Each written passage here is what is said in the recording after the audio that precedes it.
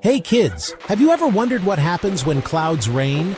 Let's find out together. When the sun shines on rivers, lakes, and the ocean, the water turns into tiny water vapors. These vapors rise up into the sky.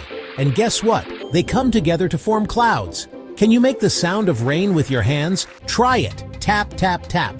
When the clouds get heavy with lots of water droplets, they can't hold it anymore. So what do? They let the water fall down as rain. Have you ever seen rain? It's like the sky is giving the earth a big drink of water. And after the rain sometimes, if you're really lucky, you might see a rainbow. Have you ever seen a rainbow after the rain? Rainbows are like colorful smiles in the sky made of 7 beautiful colors. Can you name all the colors of a rainbow? Red, orange, yellow, green, blue, indigo, and violet. Now here's a question for you. What would you do if you were a cloud? Would you float around and make shapes in the sky? Or maybe you would rain to help plants grow big and strong. Remember kids, just like clouds that bring rain to help flowers bloom, you can do amazing things too. Always believe in yourself and keep trying, just like the clouds.